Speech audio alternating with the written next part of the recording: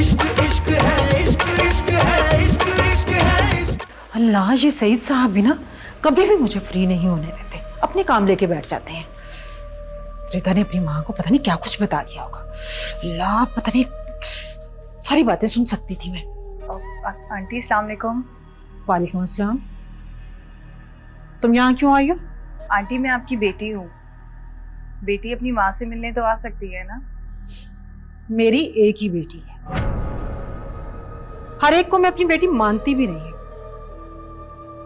Aunty आप भले मुझे अपनी बेटी समझें या ना समझें, मैं तो आपको अपनी खाला जैसी समझती हूँ। छोड़ो, बड़ी ही खाला समझती हूँ। और मेरी बेटी के साथ क्या किया तुमने? अरे अरे रफिया बेटा, तुम कब आई? अस्सलाम वालेकुम आंटी। वालेकुम सलाम। हम लोग तो रात को ही आने वाले थे, मगर क्या? क्या अगर मगर? तुम्हारा मुंह था कि तुम यहाँ आती? आधी रात को हमारी बच्ची को तुम लोगों ने घर से निकाल दिया और हम तुम्हें अपने घर में आने देंगे? आंटी रात बहुत ज्यादा हो गई थी, इसलिए हमने सोचा हम सुबह चले जाएंगे, तब तक आपका गुस्सा भी ठंडा हो जाएगा और बात भी सुलझ जाएगी। तुम्हारी ये गलत फहमी है। गुस्सा ठंडा नहीं हुआ हमारा और ना ही कोई बात सुलझी है, समझे तुम? रफिया बेटा अंदर चलो ना, मैं तुम्हें रिदा से मिलाऊं और तुम्हें एक बहुत ही बड़ी खुशखबरी भी सुनानी है। चलो। बिल्कुल नहीं, इन्हें किसी किस्म की कोई खुशखबरी नहीं सुनाएंगे हम। कसम खुदा का, सारी रात से हमारी बच्ची तड़प रही है। अगर बात करनी है ना तो सीधे तरीके से यहीं बिठाकर पूछें इससे कि क्या मसला था। ठीक है आंटी, आप जैसा कहती हैं वैसा ही होगा। मैं आपकी बैठ के पूरी बात सुनती हूँ। बेहतर यही होगा कि जो भी बात करनी है यहीं पे करो। रिदा आराम कर रही है। अरे नहीं भाभी, वो जाग रही है। आओ रफिया, आ जाओ। आए ना भाभी, आप भी आ जाइए।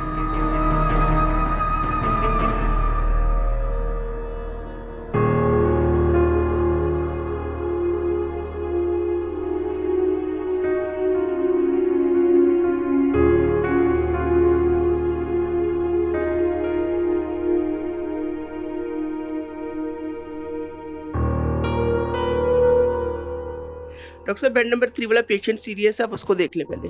वो जो क्रिटिकल था? जी वही पेशेंट है। चलो। भाभी मैं आपकी बहनों जैसी हूँ, अब आप मेरी तरफ तो देखें। अच्छा आप मेरी तरफ तो देखें और मुझे ये बताएं क्या बात है। देखें, आपके दिल में जो भी गलतफहमी है हम लोग उसे दूर कर लेंगे। मैं तो आपको रात को भी रोकती रही, मैं रात को रोकती रही आपको कि इस तरह घर छोड़ के नहीं जाते। भाभी आपने मेरी एक नहीं सुनी। रिदा,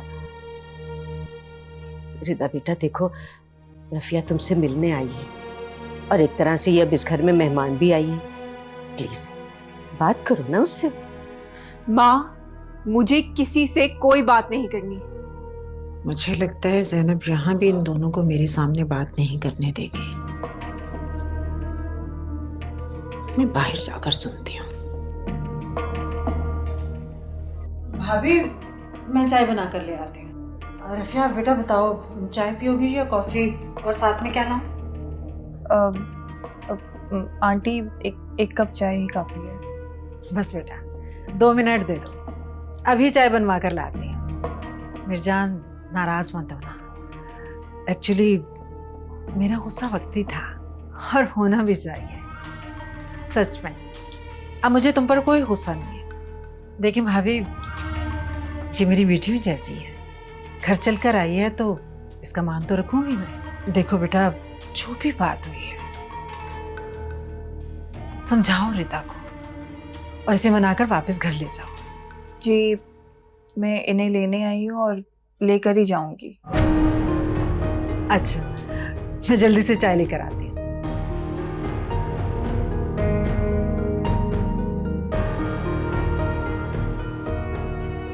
अच्छा भाभी, आपके दिल में जो भी बात है आप पहले मुझे बताएं और अपने दिल की सारी भड़ास निकाल लें, फिर मैं आपको बताऊंगी कि असल बात क्या है। असल बात सिर्फ इतनी है कि आपका भाई मेरे साइम का कातिल है। कत्ल किया है उसने मेरे साइम को।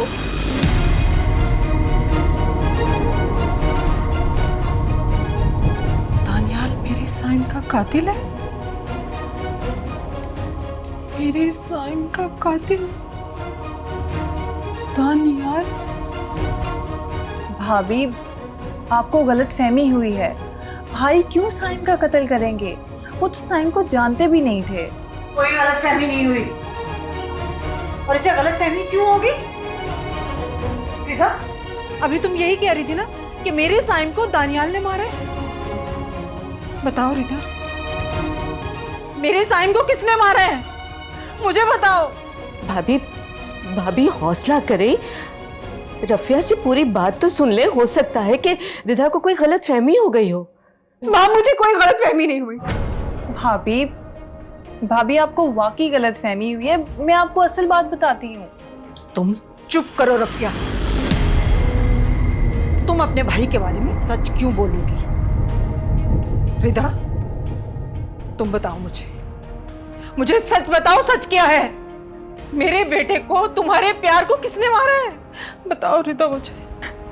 ताई अम्मी, मैं आंटी, वो महज एक इत्तेफाक था। जिस रात साइम की डेथ हुई, स्नैचर्स ने उसे शूट किया था। भाई इत्तेफाकन उसी सड़क से गुजर रहे थे और अम्मी की बहुत तबीयत खराब थी। मैं भाई को बार बार कॉल्स कर रही थी। भाई फिर भी साइम की मदद के लिए उतरे, लेकिन पुलिस के सायरन की आवाज सुनकर भाई घबरा गए और उन्हें खौफ हुआ कि पुलिस वाले इस मामले में कहीं उन्हें मुलव्विस ना समझें और वो अम्मी तक ना पहुंच सके, इसीलिए वो वहां से चले गए। भाभी, इसके अलावा भाई की और कोई गलती नहीं है। तुम्हारा भाई वहां से गुजरा नहीं होगा, बल्कि उसने मेरे साइम को, मेरे बेटे को खुद अपने हाथों से शूट किया होगा। रिधा, बताओ मुझे, यही हुआ था ना? यही सच है ना? रिधा, तुम्हें साइम की कसम, बताओ मुझे सच क्या है?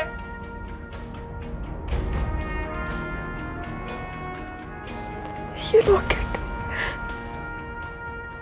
माँ, ये लॉकेट साइम ने मुझे गिफ्ट किया था हमारी पहली रात को।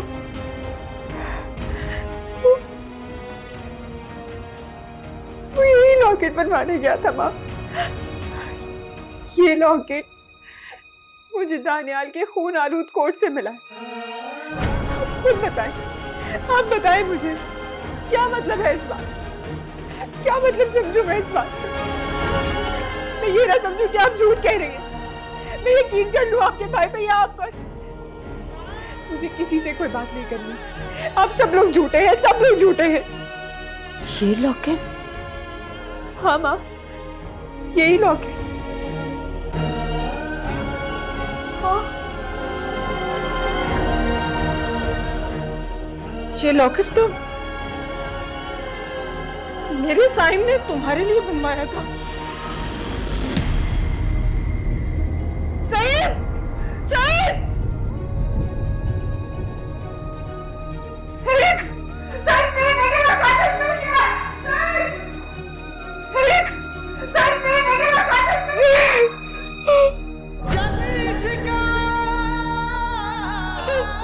प्लीज प्लीज उनको बोलो यहाँ से चली जाओ। मैं किसी की कोई बात नहीं सुनना चाहती, किसी से कोई बात नहीं करना चाहती। इनको बोली चली जाओ, प्लीज प्लीज चली जाए यहाँ से।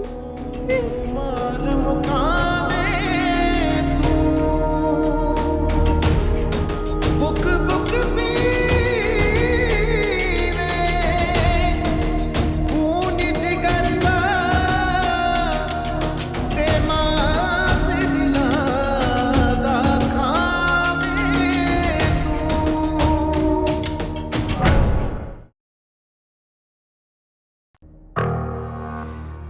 नहीं, मैसेज नहीं करता हूँ, कॉल ही करता हूँ।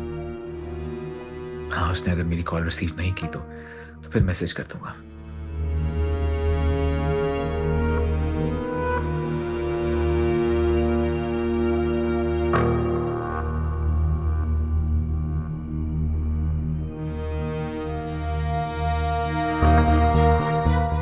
अब क्या करूं? ज़ैनब आंटी को कॉल करता हूं। अगर मेरे पास तो ज़ैनब आंटी का नंबर ही नहीं है। चलो चलो आपा से लेता हूं।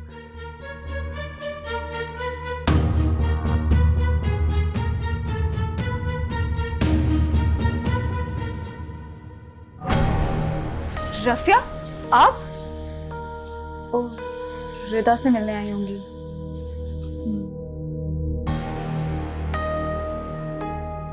क्या हुआ? आयजा, अगर तुम्हें भाई के दुख का पता चल गया तो प्लीज अभी अंदर मत जाना। आयजा, अंदर मामला बहुत बिगड़े हुए हैं। अच्छा, मैं तो यहाँ रिदा को ही समझाने आई थी। ये तो भाई का फोन है, वो भी परेशान हो रहे होंगे। जी भाई, जी ठीक है। हाँ, आप घर जाएं, मैं बस आ रही हूँ। आप जा रही हो?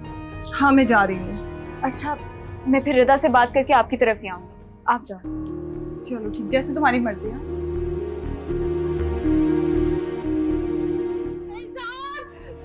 सही साहब जल्दी से बाहर आए। सही साहब जल्दी से बाहर आए। सही साहब ना वॉशरूम में इतनी देर लगाते हैं। सही साहब, आपको मेरी आवाज सुनाई दे रही है? जल्दी बाहर आ जाए। पता नहीं हुई और वो बाहर नहीं आ रहे। सही साहब, दिल तो चाह दरवाजा तोड़।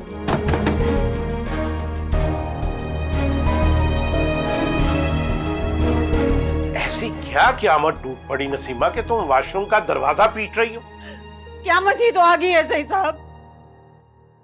हमारे साइम के कातिल का पता चल गया। व्हाट? ये क्या कह रही हो तुम? सही कह रही हूँ सही साहब। ये देखें, ये वही चेन और लॉकेट है ना जो साइम ने वेडिंग पर दिया था रिदा को।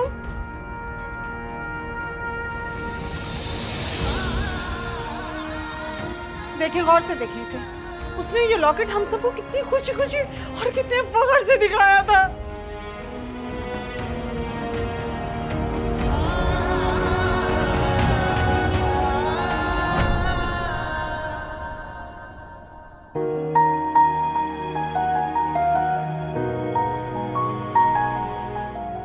बड़ा खूबसूरत पेंडेंट। जाहिर है मैंने दिया।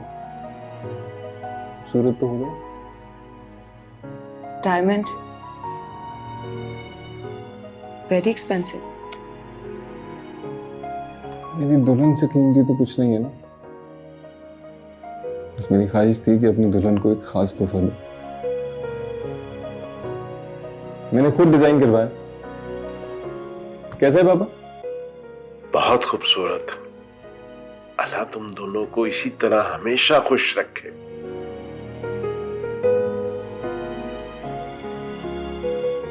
वाकई बहुत खूबसूरत।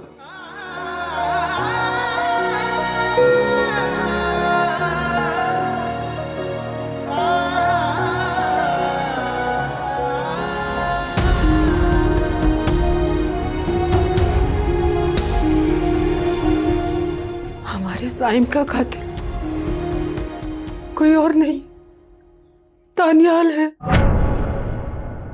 दानियाल ने मेरे साइम को कत्ल किया है।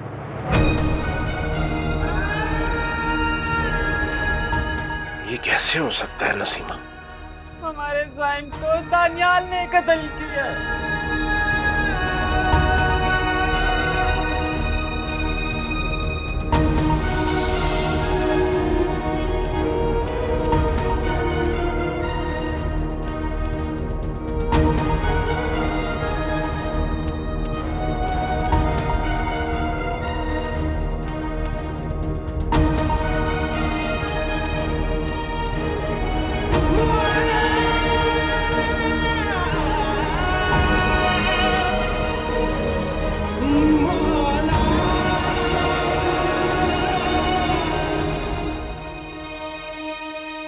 दानियाल, कहाँ जा रही थी जल्दी में?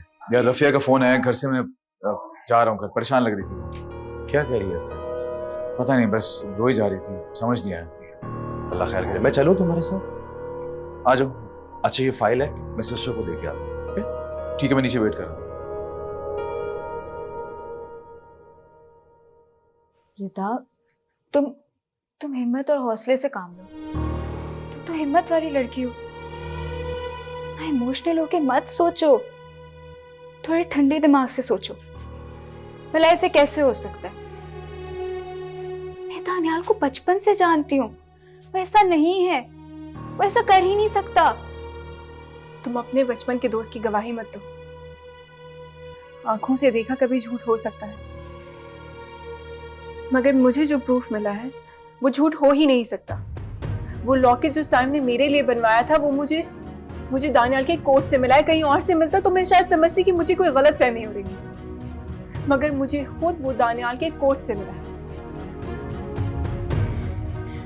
रिदा, क्या पता वो तुम्हारे लॉकेट जैसा कोई और लॉकेट हो और गलती से उसकी। हो ही नहीं सकता। वो लॉकेट मेरे साइम ने मेरे लिए खुद डिजाइन किया था। तुम भी वो लॉकेट देखोगी ना तो तुम्हें अंदाजा हो जाएगा कि वो लॉकेट बिल्कुल अलग था। वो आम लॉकेट है ही नहीं, वो किसी और के पास हो ही नहीं सकता। साइम चाहता था कि वो लॉकेट हमेशा हमेशा मैं अपने पास रखूं, सिर्फ अपने पास, अपने से कभी जुदा ना होने दूं। लेकिन तुम्हारे दोस्त ने उसको मुझसे। अच्छा, काम डाउन रिदा, तुम टेंशन ना लो। रुको, पानी पियो तुम। रिदा, आयजा बेटा, मैं जरा भाभी को जाके देखूं। साइम की बातों ने और लॉकेट के जिक्र ने उनको काफी परेशान कर दिया है। वो गुस्से में गई थी बाहर।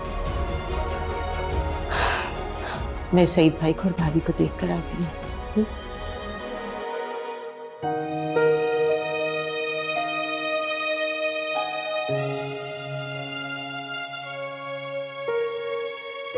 पानी पियो तुम, ये लो। मुझे नहीं पीना। अच्छा, टेंशन ना लो।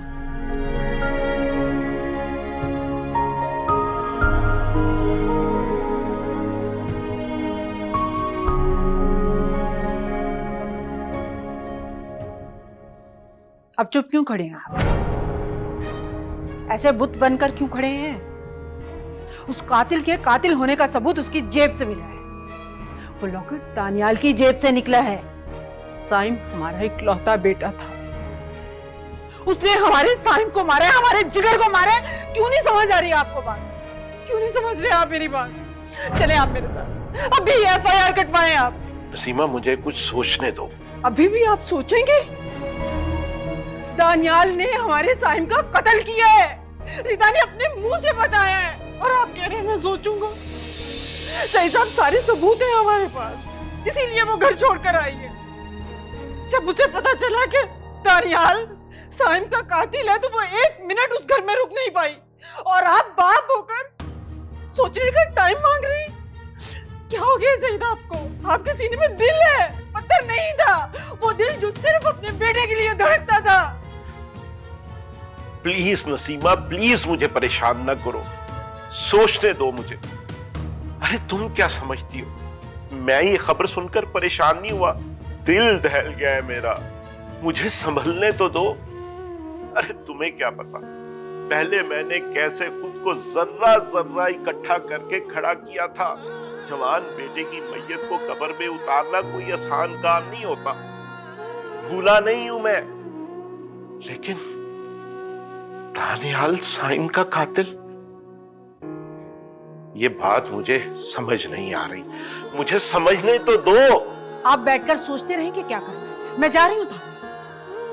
साइम मेरा बेटा था, मैं दानियाल को जेल की सुलाखों तक पहुंचाकर रहूंगी, समझे आप? भाभी, जितना आप परेशान हैं, जितना आपको दुख है, उतना ही हमें भी दुख है। सईद भाई सही कह रहे हैं, हमें जो भी कदम उठाना है सोच समझ कर उठाना है। ज़ैनब, साइम मेरा बेटा था, बेटा। भाभी, मेरा भी वो बेटा था। नहीं ज़ैनब, वो तुम्हारा बेटा नहीं था। अगर तुम्हारा बेटा होता तो आज मेरी तरह तुम भी तड़प रही होती। मैं तड़प रही हूं, आप क्या समझती हैं? मेरे सीने में दिल ठहरा हुआ है? मेरी आंखों में देखें, क्या आपको मेरी आंखों में साइम का दुख नजर नहीं आता?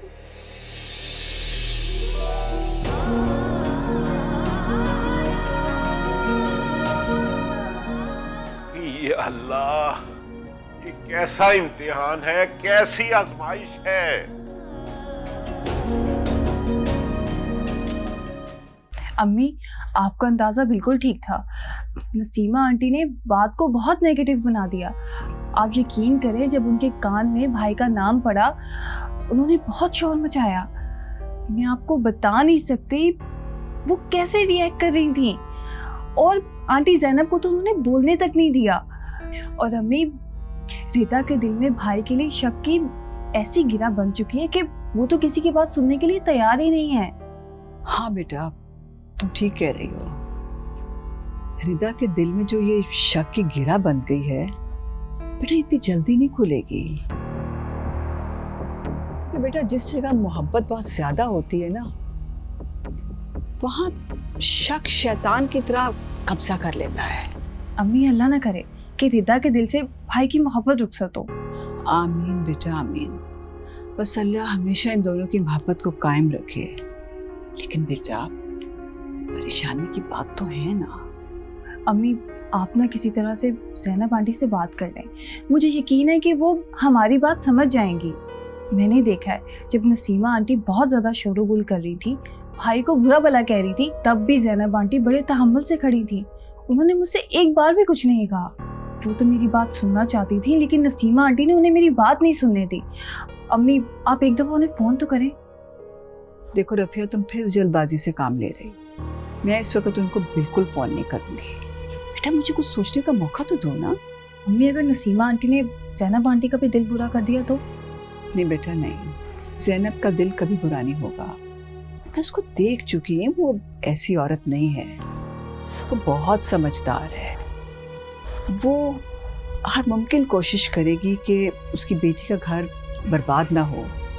बड़े हिकमत के साथ उसको आबाद रखने की कोशिश करेगी। वालेकुम अस्सलाम। बैठो बेटा। क्या बात है? अस्सलाम। परेशान लग रही थी। भाई, आपको अम्मी बताती हैं।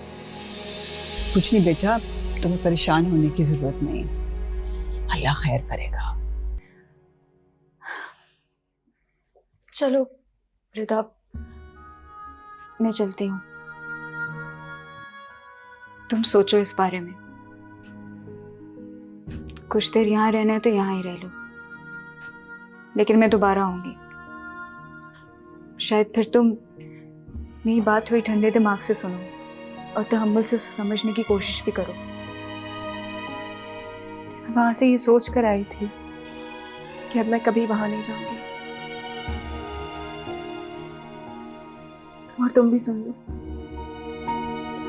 अगर आइंदा तुम सिर्फ दानियाल की दोस्त बनकर यहाँ आओ तो मत आना। मैं समझूंगी मेरी भी कोई दोस्त नहीं। रिदा, तुम बैठो बैठो, तुम बैठो बैठो। इतनी टेंशन क्यों ले रही हो तुम? इस तरह तो तुम बिस्तर पर पड़ जाओगी। अरे बिस्तर पे क्या, ये तो हॉस्पिटल भी पहुंच जाएगी। डॉक्टर ने सख्ती से इसे मना किया है कि स्ट्रेस लेना इसके लिए अच्छा नहीं है। आंटी, क्या मतलब हॉस्पिटल? इसकी इतनी तबीयत खराब हो गई थी, हॉस्पिटल गई है? बेटा रिदा मां बनने वाली है। क्या आंटी, ये तो बहुत अच्छी न्यूज़ है। हाँ बेटा, अल्लाह की मर्जी देखो कि अच्छी खबर के साथ उसने हमें एक दुख के इम्तिहान में भी डाल दिया है। अल्लाह करे हम इस इम्तिहान में पूरे उतरे। बहुत जल्द ये इम्तिहान की घड़ी गुजर जाएगी आंटी।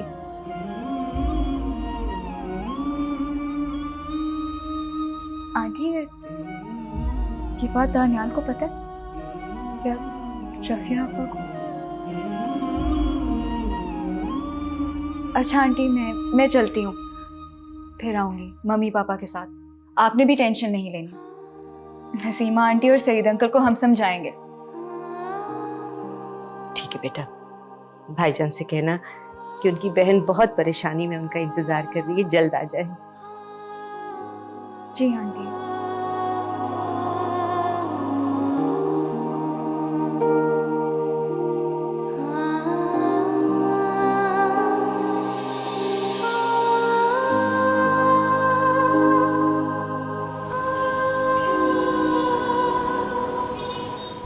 भाई आपने मुझे क्यों नहीं बताया उस लॉकेट के बारे में? आखिर वो आपकी जेब में आया कैसे? फिर तुम भी मुझ पर शक कर रही हो क्या? भाई मैं आप पे शक नहीं करी, मैं आपसे सिर्फ पूछ रही हूँ।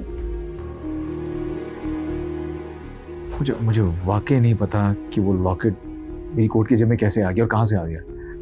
दानियाल, उस रात क्या हुआ था फिर से याद करो।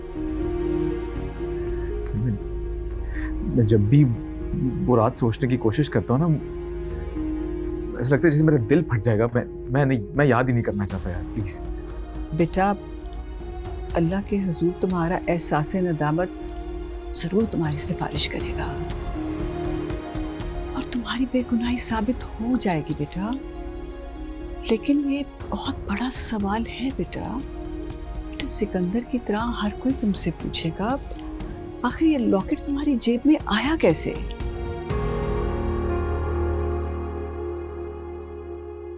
भाई सोचें आप, वरना रिदा की मोहब्बत आपको कभी नहीं मिलेगी।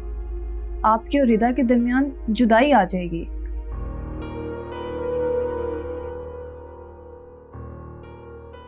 अब दानियाल और रिदा के दरमियान कभी जुदाई नहीं आ सकती,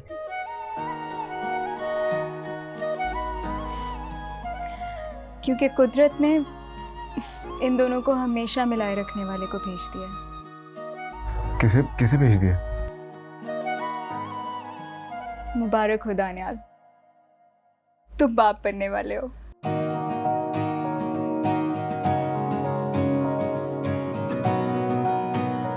क्या? वाकई? वाकई।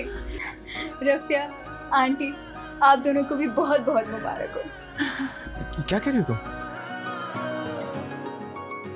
मेरे अल्लाह, ये तेरा करम है, तेरी ही मेहरबानी है बेटा। तुम्हारे एहसास नदामत ने रब की रहमत का दरवाजा खटखटा ही दिया ना बेटा। उसकी तवज्जो से अब तुम्हारे सारे मामलात खुद ही तय हो जाएंगे। भाई बहुत बहुत मुबारक हो।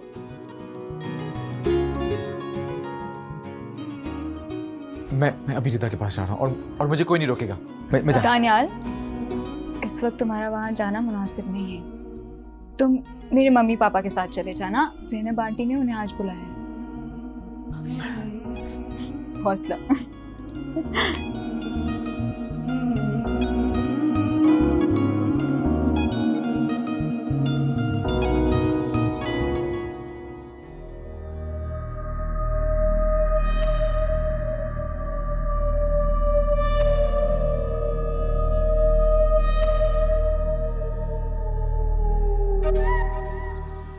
सही साहब, चाय।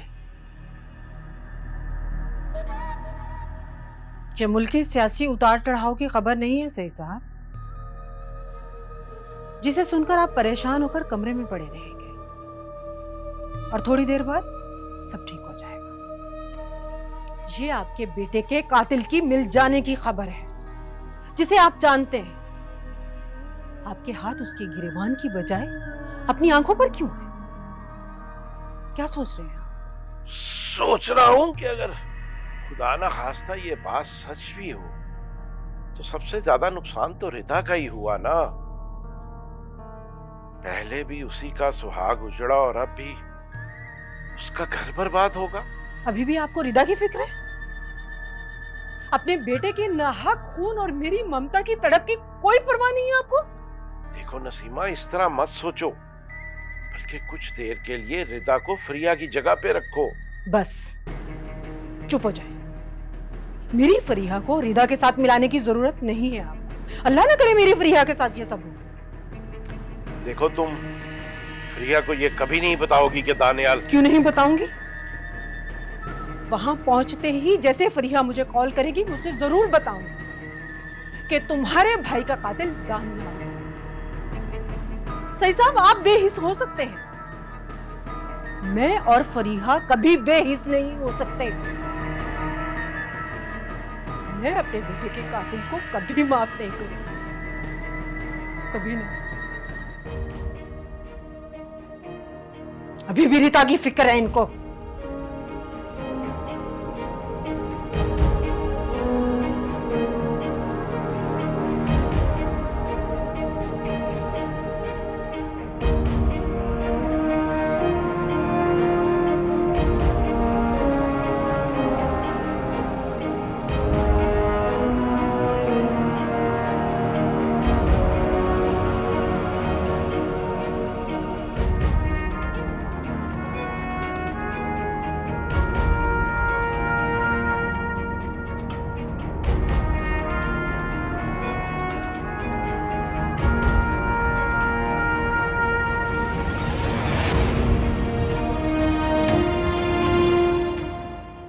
देखो बेटा, वो लोग वहां कुछ भी कहेंगे, मगर आपको सर झुका के उनकी बात सुननी।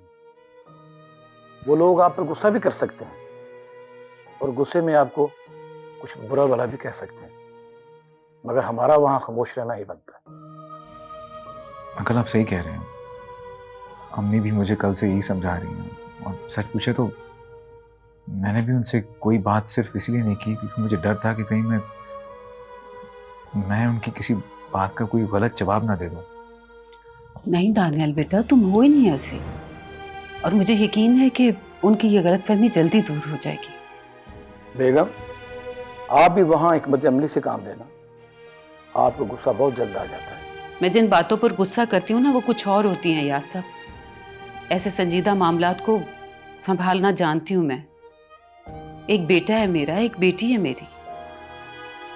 आप फिक्र ना करें, दानियाल मेरा बेटा है। मैंने बचपन से इसे सिकंदर की तरह ही चाहा है, और इसका घर बसाने जा रही हूँ मैं। परेशान ना हुआ। अल्लाह खैर करेगा इंशाल्लाह। चलो दानियाल, चलते हैं।